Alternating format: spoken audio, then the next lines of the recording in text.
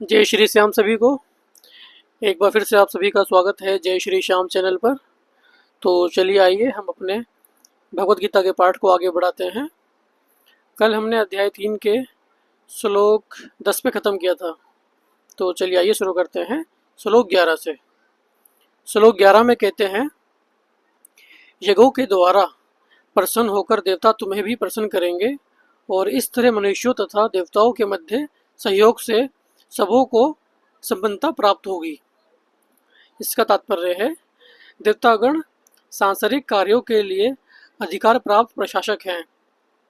प्रत्येक जीव द्वारा शरीर धारण करने के लिए आवश्यक वायु, प्रकाश, जल तथा अन्य सारे वर उन देवताओं के अधिकार में है, जो भगवान के शरीर के विभिन्न भागों में असंख्य सहायकों के रूप में स्थित हैं। उनकी प्रसन्नता तथा अप्रसन्नता मनुष्यों द्वारा यज्ञ की संपन्नता पर निर्भर है। कुछ यज्ञ किन्हीं विशेष देवताओं को प्रसन्न करने के लिए होते हैं, किंतु तो भी सारे यज्ञों में भगवान विष्णु को प्रमुख भोक्ता की भांति पूजा जाता है। भगवत गीता में यह भी कहा गया है कि भगवान कृष्ण स्वयं सभी प्रकार के यज्ञों के भोक्ता हैं। अतः समस्त यज्ञों का मुख्य प्रयोजन यज्ञपति को प्रसन्न करना है। जब ये यज्ञ सुचारू रूप से संपन्न किए जाते हैं तो विभिन्न विभागों के अधिकारी देवता प्रसन्न होते हैं और प्राकृतिक पदार्थों का अभाव नहीं रहता। यज्ञों को संपन्न करने से अन्य लाभ भी होते हैं, जिनसे अंततः भवबंधन से मुक्ति मिल जाती है। यज्ञ से सारे कर्म पवित्र हो जाते हैं, जैसा कि वेद वचन है। यज्ञ से मनुष्य के खाद्य पदार्थों शुद्ध होते हैं और शुद्ध भोजन करने से मनुष्य जीवन शुद्ध हो जाता है। जीवन शुद्ध होने से स्मृति के सूक्ष्म तंतु शुद्ध होते हैं और स्मृति तंतुओं के शुद्ध होने पर मनुष्य मुक्ति मार्ग का चिंतन कर सकता है और ये सब मिलकर कृष्ण भावनामृत तक पहुंचाते हैं, जो आज के समाज के लिए सर्वाधिक आवश्यक है। श्लोक 12। जीवन की विभिन्न आवश्यकताओं की पूर्ति करने वाले विभिन्न देवता यज्ञ संपन्न होने पर प्रसन्न होकर तुम्हारी सारी आवश्यकताओं की पूर्ति करेंगे, किंतु जो इन उपहारों को देवताओं को अर्पित किए बिना भोगता है वह निश्चित रूप से चोर है। तात्पर्य, देवतागण भगवान विष्णु द्वारा भोग सामग्री प्रदान करने के लिए अधिकृत किए गए हैं, अतः नियत यज्ञों द्वारा उन्हें अवश्य संतुष्ट करना चाहिए। वेदों में विभिन्न देवताओं के लिए भिन्न भिन्न प्रकार के यज्ञों की स्तुति है, किंतु वे सब अंततः भगवान को ही अर्पित किए जाते हैं। किंतु जो ये नहीं समझ सकता कि भगवान क्या है, उसके लिए देवयज्ञ का विधान है। अनुष्ठानकर्ता के भौतिक गुणों के अनुसार वेदों में विभिन्न प्रकार के यज्ञों का विधान है। विभिन्न देवताओं की पूजा भी उसी आधार पर अर्थात गुणों के अनुसार की जाती है। उदाहरण के लिए मांसाहारियों को देवी काली की पूजा करने के लिए कहा जाता है, जो भौतिक प्रकृति की घोर रूपा है और देवी के समक्ष पशु बलि का आदेश है। किंतु जो सतोगुणी हैं, उनके लिए विष्णु की दिव्य पूजा बताई जाती है। अंततः समस्त यज्ञों का ध्येय उत्तरोत्तर दिव्य पद प्राप्त करना है। सामान्य व्यक्तियों के लिए कम से कम 5 यज्ञ आवश्यक हैं, जिन्हें महायज्ञ कहते हैं। किंतु मनुष्यों को ये जानना चाहिए कि जीवन की सारी आवश्यकताएं भगवान के देवता प्रतिनिधियों द्वारा पूरी की जाती है। कोई कुछ बना नहीं सकता। उदाहरण के लिए मानव समाज के भोज्य पदार्थ को लें। इन भोज्य पदार्थों में शाकाहारियों के लिए अन्न, फल, शाक, दूध, चीनी आदि हैं, तथा मांसाहारियों के लिए मांसादि, जिनमें से कोई भी पदार्थ मनुष्य नहीं बना सकता। एक और उदाहरण लें। यथा उष्मा, प्रकाश, जल, वायु आदि जो जीवन के लिए आवश्यक हैं, इनमें से किसी को बनाया नहीं जा सकता।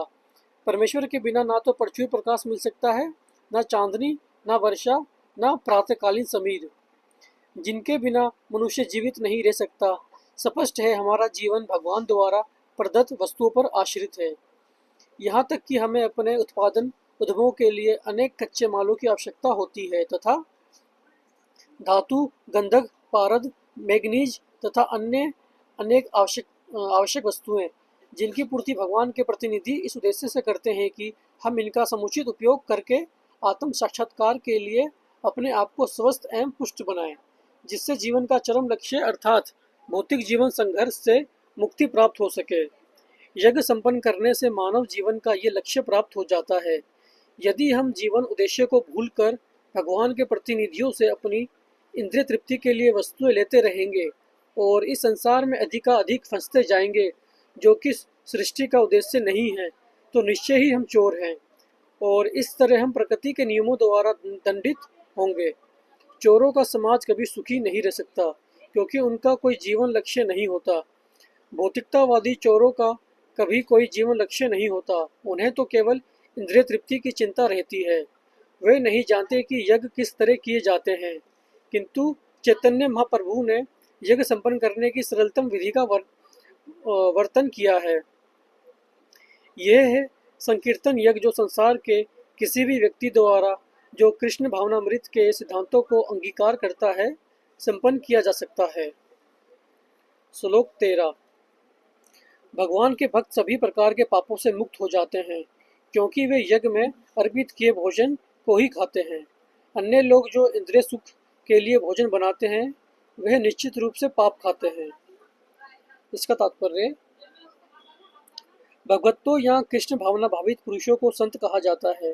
वे सदैव भगवत प्रेम में निमग्न रहते हैं, जैसा कि ब्रह्म संहिता में कहा गया है। गोविंद या मुकुंद या कृष्ण को आकृष्ट करने वाले पुरुष के प्रगाढ़ प्रेम में मगन रहने के कारण कोई भी वस्तु परम पुरुष को अर्पित किए बिना ग्रहण नहीं करते। फलतः ऐसे भक्त पृथक पृथक भक्ति साधनों के द्वारा यथा श्रवण, कीर्तन, स्मरण, अर्चन आदि के द्वारा यज्ञ करते रहते हैं, जिससे वे संसार की संपूर्ण पापमयी संगति के कलमश से दूर रहते हैं। अन्य लोग जो अपने लिए या इंद्रिय तृप्ति के लिए भोजन बनाते हैं, वे न केवल चोर हैं, अपितु सभी प्रकार के पापों को खाने वाले हैं। जो व्यक्ति चोर तथा पापी दोनों हो, भला वे किस तरह सुखी रह सकता है? यह संभव नहीं।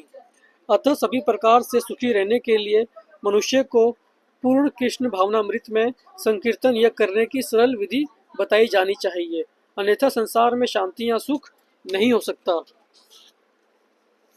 श्लोक 14। सारे प्राणी अन्न पर आश्रित हैं, जो वर्षों से उत्पन्न होता है। वर्षा यज्ञ संपन्न करने से होती है, यज्ञ नियत कर्मों से उत्पन्न होता है। भगवत गीता के महान टीकाकार श्रील बलदेव विद्याभूषण इस प्रकार लिखते हैं, परमेश्वर जो यज्ञ पुरुष अथवा समस्त यज्ञों के भोक्ता कहलाते हैं, सभी देवताओं के स्वामी हैं, और जिस प्रकार शरीर के अंग पूरे शरीर की सेवा करते हैं, उसी तरह सारे देवता उनकी सेवा करते हैं। इंद्र, चंद्र तथा वरुण जैसे देवता भगवान द्वारा नियुक्त अधिकारी हैं, जो सांसारिक कार्यों की देखरेख करते हैं। सारे वेद इन देवताओं को प्रसन्न करने के लिए यज्ञों का निर्देश करते हैं, जिससे वे अन्न उत्पादन के लिए प्रचुर वायु, प्रकाश तथा जल प्रदान करें। जब कृष्ण की पूजा की जाती है, तो उनके अंग स्वरूप देवताओं की भी स्वतः पूजा हो जाती है। अतः देवताओं की अलग से पूजा करने की आवश्यकता नहीं होती। इसी हेतु कृष्ण भावना भावित भगवत सर्वप्रथम कृष्ण को भोजन अर्पित करते हैं और तब खाते हैं। यह ऐसी विधि है जिससे शरीर का आध्यात्मिक पोषण होता है। ऐसा करने से न केवल शरीर के विगत पाप में कर्मफल नष्ट होते हैं, अपितु शरीर प्रकृति के समस्त कल्मशों से निरापद हो जाता है।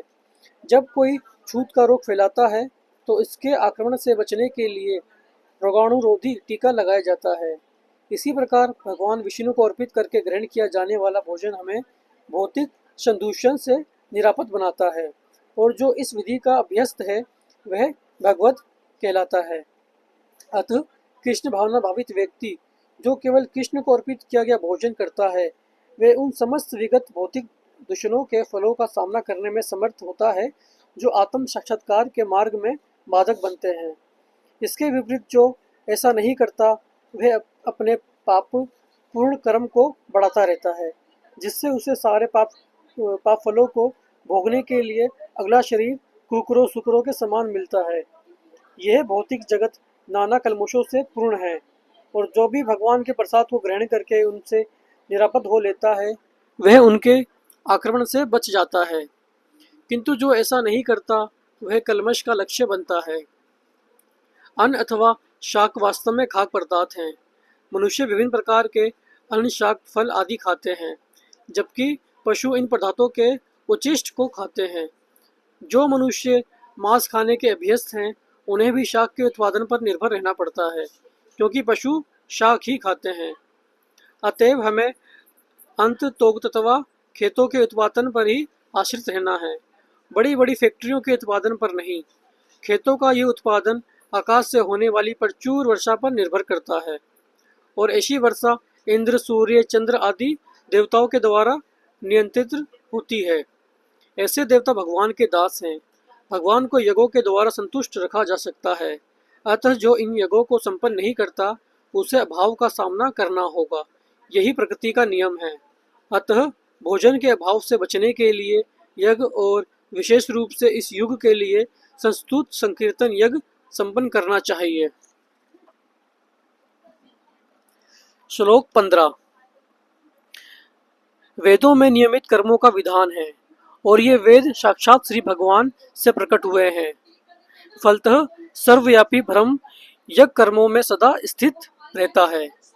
इसका तात्पर्य है, इस श्लोक में यज्ञार्थ कर्म अर्थात कृष्ण को प्रसन्न करने के लिए कर्म की आवश्यकता को भलीभांति विवेचित किया गया है।